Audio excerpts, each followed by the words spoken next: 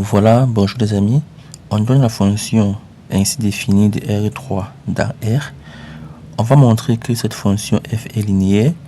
On va déterminer son noyau qui est f, son image imf et on va enfin en déduire son rang. F est la fonction qui, au triplet x, y, z associe 2x moins y plus z. Signifie encore que f de x, y, z est égal à 2x moins y plus z. Bon, moi je préfère noter en colonne x, y, z. C'est pareil. On va utiliser beaucoup plus de colonnes, c'est plus facile de manipuler les colonnes. Voilà, pour montrer que f est linéaire, on va le faire en deux étapes. Premièrement, on va considérer deux triplets x, y, z, x', y', z' appartenant à R3. Alors, si j'appelle ça U, j'appelle ça U', on va montrer que, montrons que f de U plus U' est égal à f de U plus f de U'. Alors, on a f de U plus U', c'est f de U, c'est x, y, z, plus U', x', y', z', ce qui est égal à f de, je vais additionner le vecteur par le terme correspondant, ça va faire x plus x', y plus y', z plus z'. Pour additionner deux vecteurs, on additionne les éléments correspondants. Ça signifie que c'est f de ce triplet. Oh, f d'un triplet, c'est quoi? C'est deux fois le premier élément, qui est x plus x', moins le second élément, moins y plus y', plus le dernier élément, z plus z'. Ce qui est égal à 2x plus 2x' moins y plus z plus z'. Ça fait 2x moins y plus z plus 2x' moins y' plus z'. Ce qui n'est autre que f de x, y, z.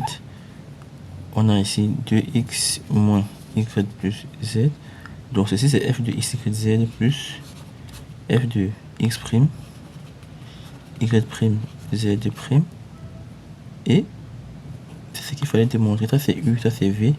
C'est égal à f de u plus f de v'. Plus f de u', autant pour moi. F de u plus v, on a montré que ça c'est égal à f de u plus f de u'. La deuxième condition pour être une application linéaire, comme tout à l'heure, on va considérer soit x, y, z appartenant à R3, lambda appartenant à R. Il faut montrer que f de lambda x, y, z est égal à lambda f de x, y, z. Voilà ce que nous voulons montrer. On va partir d'ici. F de lambda x, y, z c'est égal à f de, pour multiplier un vecteur par un scalaire, on va multiplier chaque élément par le scalaire. Ça fait lambda x, lambda y, lambda z. Et f d'un triplet c'est quoi? C'est 2 fois la première composante moins la deuxième plus la troisième, lambda z. C'est quoi nous fait 2 lambda x moins lambda y plus lambda z. Je mets lambda en facteur, 2x moins y plus z. Ça c'est lambda quoi? Ceci c'est quoi? Simplement f de x, y, z. Ce qu'il fallait démontrer. Donc, i et 2i nous permettent de dire que f est une application linéaire. Maintenant, on va déterminer qu'est f. On va dire soit x, y, z appartenant à R3. Dire que x, y, z appartient à Kf équivaut à dire que son image est nulle. F de x, y, z est égal à 0 de l'ensemble d'arrivée qui est égal à 0 dans R. Ce qui équivaut encore à f de, ça c'est la fait de x moins y plus z égal à 0. Bon, on va tirer y. J'envoie y au second membre. C'est égal à 2x plus z.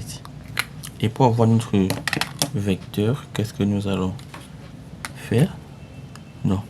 X, y, z dans ce cas sera égal à x, y est égal à 2x plus z et z. Ce qui est égal à x, 2x0 plus ici 0 z z. Qu'on peut encore écrire x facteur 1 du 0 plus z facteur 0 1 ainsi. On peut dire que Kf est égal à sous-espace vecteur engendré par les vecteurs 1, 2, 0 et 0, 1. Et voici le Kf. Maintenant, on va déterminer IMF. IMF, c'est l'ensemble des T appartenant à l'ensemble d'arrivée tel qu'il existe un triplet dont x, y, z appartenant à R3 tel que f de ce triplet donne T.